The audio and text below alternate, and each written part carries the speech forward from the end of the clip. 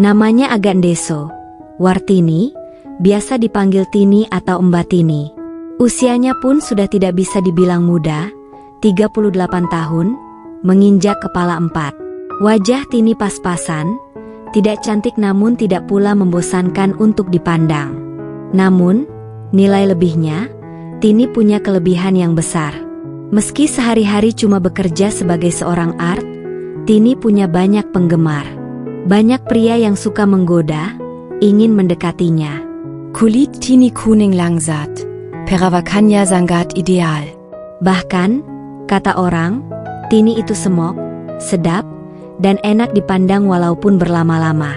Makanya, sebagai majikannya, aku dan istriku sering ketiban berkah jika ada lelaki yang suka dan ingin mengapeli Mbak Tini ke rumah kami.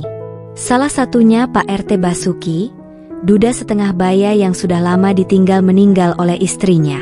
Tiap kali kesini, pasti bawa martabak dan jajanan. Pak RT berjuang sekuat tenaga untuk bisa mendapatkan hati dan cinta dari wanita pujaan hatinya itu. Suatu ketika, Pak RT malah minta bantuanku untuk membujuk Mbak Tini supaya mau menerima cintanya. Pokoknya Mas Haryo yang ngatur deh gimana caranya Tini mau sama aku, kata Pak RT. Gara-gara membantu Pak RT Basuki untuk membujuk Mbak Tini, itulah awal muasal kisahku bersama Art sendiri. Sebuah cerita yang tidak terduga justru tercipta antara aku dan Mbak Tini, hingga pada titik di mana aku akhirnya menjalin kerja sama rahasia tanpa sepengetahuan istriku. Mbak Tini mulai bekerja dengan kami sejak Cika lahir, sudah hampir 2 tahun lamanya. Makanya, aku dan Hesti sudah menganggap Mbak Tini sebagai saudara. Maklum, aku dan istriku sama-sama bekerja sebagai ASN, sehingga Mbak Tini yang mengurus rumah dan menjaga Cika selama kami bekerja setiap harinya. Cika, anak kami, memanggilku dengan sebutan ayah, dan Hesti, istriku, dipanggil bunda.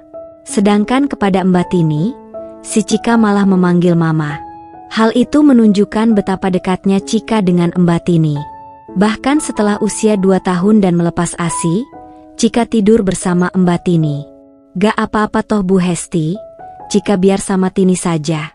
Supaya Bu Hesti bisa fokus sama Pak Haryo, dan Cika bisa cepat punya adik, kata Mbak Tini. Selama ini, aku dan istri memang tidak memperlakukan Mbak Tini sebagai art, tetapi sudah seperti kakak sendiri. Jadi, ada kamar juga untuk Mbak Tini.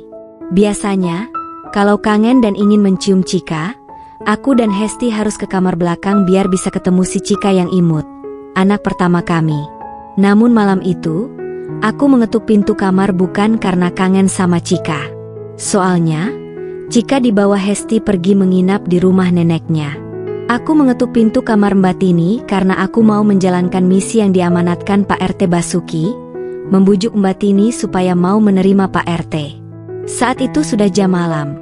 Aku baru saja pulang setelah mengantar Hesti dan Cika ke rumah orang tuanya Hesti, yang juga nenek Cika dan mertuaku. Kupikir, mumpung sepi dan cuma ada aku dan Mbak Tini di rumah, sehingga aku bisa leluasa menyampaikan isi hatinya Pak RT ke Mbak Tini. Entah kenapa, pikiranku seketika buyar saat melihat Mbak Tini tersenyum di balik pintu. Aku mendadak jadi gugup bicara sama dia. Soalnya, Mbak Tini sepertinya sudah mau istirahat, dan tumben kali itu aku melihat Mbak Tini tanpa mengenakan hijab. Rambutnya ternyata indah. Tumben juga baru kali itu aku melihat Mbak Tini tidak pakai gamis panjang. Dia cuma mengenakan gaun tidur lengan pendek. Nampak indah. Aku jadi terpaku menatap senyuman Mbak Tini, lalu pandanganku jatuh ke bawah. Dadaku jadi berdebar melihat depannya yang membusung. Ada apa sih? Pak, kok kayak lihat hantu? Ih, tidak apa-apa Mbak. Saya cuma mau bicara 4 mata sama Mbak Tini. Masalah cukup penting. Pak, kenapa? Pak Haryo kelihatan gugup. Ada apa sih sebenarnya? Tanya Mbak Tini yang tampak sangat penasaran. Lalu, tanpa aku duga, dia malah menarik tanganku dan berbicara lirih.